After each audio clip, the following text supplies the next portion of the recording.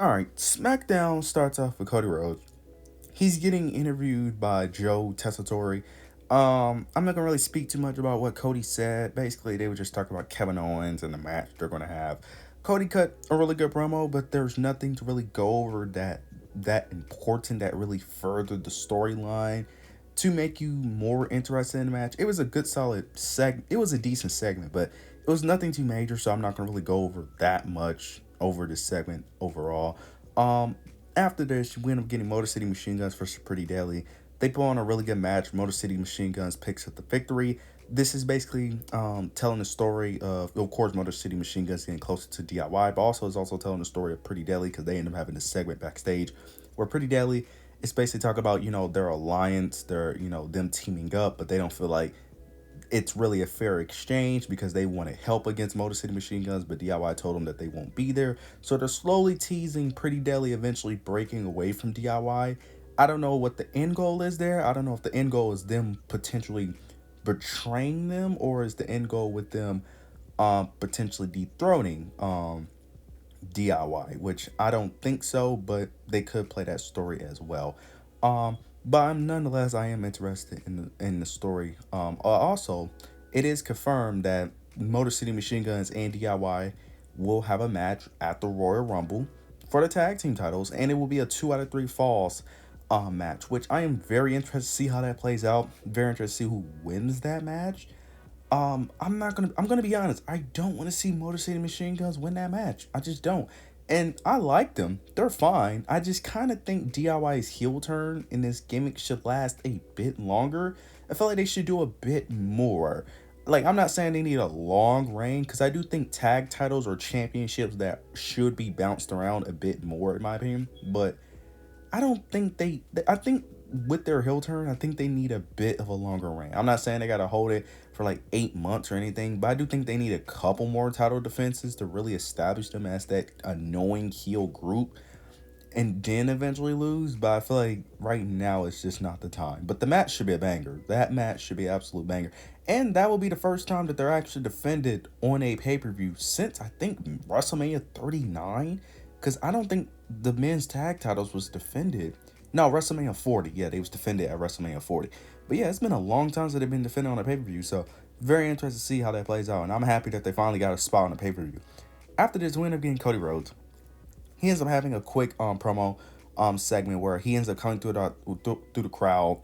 He ends up asking Joe where's his interview at, why he didn't get an interview, why did Cody Rhodes get an interview but he didn't. Then he ends up saying that why does everyone wants to be Cody Rhodes' friend, because all he does is use his friends so he could just betray them. Then he ends up getting into an altercation with Matthew McConaughey. Then Jimmy Uso ends up coming out, attacks Kevin Owens, and this ends up setting up the main event, which I don't understand why this had to happen. I don't understand this at all. Now, I understood they end up having the main event simply to bring out Cody Rhodes and Kevin Owens later in the show, which I don't understand because you could have done that in another way. But why? What does Jimmy Uso have to do with Kevin Owens at this point? Like, why? Like, I don't understand. Like, oh my god, it just doesn't make sense. It doesn't make sense for Jimmy Uso to want to come out to fight Kevin. It just doesn't make any logical sense in my opinion. I'm gonna rant about it more towards the main event, but afterwards we end up getting Piper Chelsea versus Beef Michin in a tag match. This match was fairly quick, as it should have been. I don't think it should have went any longer. Michin and Beef ends up picking the victory, and Michin is going to get another title opportunity next week. I'm going to be honest here. I kind of feel like Michin kind of needs the win there, because here's the thing. This is going to be like her third or fourth opportunity. I know she lost twice. I don't know if she lost a third time, but I don't know if you could drag this Michin and Chelsea story with her losing a million times. I just don't think you can do that. Now, typically you can have a babyface constantly lose and lose and lose to eventually get that big moment. That only works depending on the babyface and depending on the story.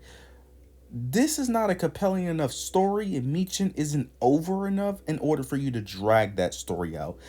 Even though I love Chelsea, but and I don't see her losing, it may be a good idea to have her lose. Because I just don't see the point of having Michin just lose, and then just drag this out. I just don't see the point in it, especially with them slowly building it. I just don't see the point. I highly doubt she wins, but I just think it'll be better if she just wins, in my opinion. But we'll see how it plays. We'll just have to see how this plays out. Afterwards, we end up getting the most dumb segment that I have seen in a while, and it is ridiculous because I'm finna go on a rant here. We end up getting Tiffany Stratton. She comes out. She ends up cutting a promo. Then you end up getting Rhea Ripley, because she comes out. She ends up mentioning Tiffany Stratton because Tiffany Stratton was mentioning about her being champion and how the Royal Rumble winner has to decide to pick her as her opponent. But then Rhea comes out, ends up saying that she isn't the only champion and that she's not the only champion. Someone will have to pick her as well. Why is Rhea Ripley on this show? Like, there was other Raw talents on the show, but at least they explained why they was on the show, which I'm gonna get to later. But yeah, why was Rhea Ripley on the show? There's really no logical reason for Rhea Ripley to be on the show, because she isn't going to SmackDown. She's on Raw, so I don't understand why she was on the show. Didn't you end up getting Nia Jax? She comes out. She ends up cutting. She goes, cut a promo. She mentions the Rumble. Then you get Naomi, Bianca. Once Naomi and Bianca came out, I kind of figured what they was going to do. They did the typical next person comes out, says something, next person come out, says something, get a bunch of people in the ring, and then they all brawl. Naomi, Bianca come out, they declare for the Rumble. Then you get Liv Morgan, of all people. She comes out, and oh my god, she made the segment even worse with her annoying laugh. She comes out, mentions the Rumble. Everyone brawls. Then this turns into a match between all the women. Liv Morgan ends up pinning Bianca. This was so stupid and so retarded. I don't understand why. First of all, I wouldn't have minded this segment if at least one of the women had a realistic chance of winning. They did this a few weeks back. Well, like a week or two back. Well, not the exact same with Seth Rollins, Punk, and Drew McIntyre, where they declared for the Rumble. The difference between those three is that one, they didn't brawl, and two, they have more of a history together, and three, they all have a realistic chance of winning. None of these women have a realistic chance of winning. Nobody. For one, Rhea Ripley and Tiffany Stratton shouldn't even be interacting with each other. That was just stupid. Rhea's on Raw. What reason does she have on SmackDown? Please tell me. What logical reason does she have to be on SmackDown? There is none. They didn't even explain it. Nia Jax comes out. Okay. She ends up declaring for the Royal Rumble for the second time, even though she already declared, so I don't know why she came out. Now I understand it's the build of the Saturday Night's main event match, but I guess. Naomi Bianca come out. They declared. They're tag team champions. They're not winning. Also, they still have the Jade Cargill storyline. So unless one of them wins, but also feud with Jade while being the Royal Rumble win, that doesn't make sense either. So they're not going to win it. Then you end up getting Liv Morgan. She's a Raw superstar. Why is she here? What, you're going to have her win just so she can feud with Rhea again? Like, none of these women are realistic winning. And then, yes, Liv Morgan pinned Bianca, but who cares? She pinned Bianca at Elimination Chamber. Like, we already seen this before. She pinned her the exact same way with a roll-up pin. This isn't going to go anywhere. Like, this just feels like Triple H just booked this because people were complaining about the Royal Rumble build for the women. So he was like, all right, let's just put a bunch of women in the ring and do it. Like, this made no sense. This was dumb. This was stupid. The only realistic options for women winning is really Charlotte Flair, Becky Lynch, even though I highly doubt Becky Lynch. But Becky Lynch, it's going to be someone returning. I'm just going to be honest. No one on the active roster has been built up to win the Rumble. I just don't see it. It doesn't make sense for none of them to win. This was stupid. This was such a dumb segment. I don't understand it. You guys let me know if I'm wrong, but this just was a waste of time. This was so stupid. I understand that SmackDown don't have enough people on the roster for a 3-hour show, because that's why a lot of these 3-hour shows are starting to drag, because they just don't have the roster for it. But man, this is getting ridiculous. After this, we'll end up getting Johnny Gargano versus Apollo Crews. This is the build-up from last week where Johnny Gargano ends up attacking Apollo Crews for constantly snitching. Johnny Gargano was about to pick up the victory, but Motor City Machine Guns ends up coming out distracting Johnny Gargano, which allowed Apollo Crews to end up getting a roll-up pin. Not gonna really speak on it. This is really just to build up Motor City Machine Guns and DIY. This led until them talking to Nick Aldis and getting that tag match at the Royal Rumble. So we'll see how that plays out. After this though, we get Tama Tonga versus LA Knight. LA Knight picks up the victory. I'm not gonna really speak about the match because I just didn't care because I kind of knew how this was gonna play out. Afterwards, we get Jacob Fatu attacked. He ends up attacking LA Knight. Then you get Braun Strowman. He comes out, take out Jacob Fatu. Now Jacob Fatu didn't get taken out. Typically how wrestlers get taken out, because he ended up recovering very quickly afterwards. This is just the build up Saturday night's main event. I'm not gonna really speak about this segment because I just don't care.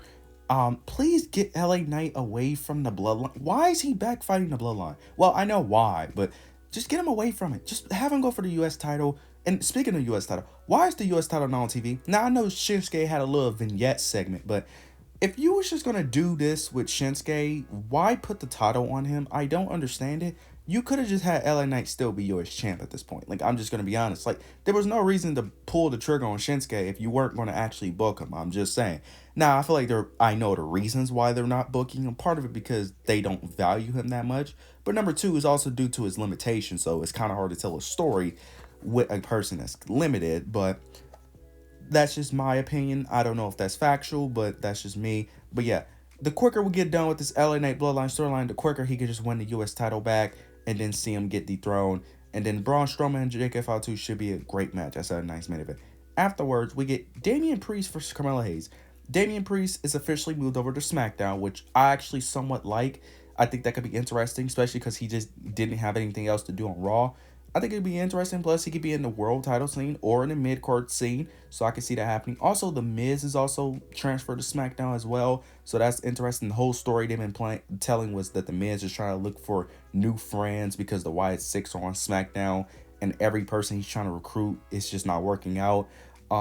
This was a great match. This was a really great match. I enjoyed it. Damian Priest picks the victory. Only makes sense. Very curious to see what his build is going to be, especially with him on SmackDown, and who is going to be feuding with on SmackDown. Then we get the main event: Jimmy Uso versus Kevin Owens. Kevin Owens wins, and then this leads to a Kevin Owens and Cody Rhodes brawl. Okay, this SmackDown was bad. This was bad. This SmackDown dragged. This was not a good show. This was not a good show at all. Why is Jimmy Uso and Kevin Owens fighting? It makes no sense at all. Jimmy Uso has nothing to do with Kevin Owens. And then I get why they did it, to have the brawl at the end. You could have done this in multiple ways. All you idiots, well, let me not. All Triple H had to do was have Kevin Owens cut a promo about Cody Rhodes, throw some shots at him, Cody Rhodes comes out, and they brawl. It's not that hard. I get why he did it. He did it so he could waste TV time, because it's a 3-hour show. You got to fill in the show. I understand it to a degree, but no, this was not the way to do it. This show dragged and dragged. I get they don't have the roster for it, because the show was originally meant for 2 hours. This show is not built for 3 hours, but man, this show is starting to drag, and they need to be quicker with this transfer portal. Whatever this transfer portal is, they need to do this a lot quicker. This is taking way too long. This is taking longer than the draft. Like, they need to do this a lot quicker. Like, we need this to happen very quickly, because it's taking way too long in this show. This is easily the worst weekly show outside of Dynamite. Outside of Dynamite, this is the worst weekly show. Outside of Dynamite and Collision, this is the worst weekly show. But yeah, this show sucked. I'm just gonna this show sucked. I thought the build towards the Royal Rumble was going to be better on both shows, but I was wrong. I'm hoping eventually that this gets better, but man, SmackDown's starting to drag. But you guys let me know your thoughts and opinions down below. Make sure to like, comment, and subscribe. But yeah, that's it.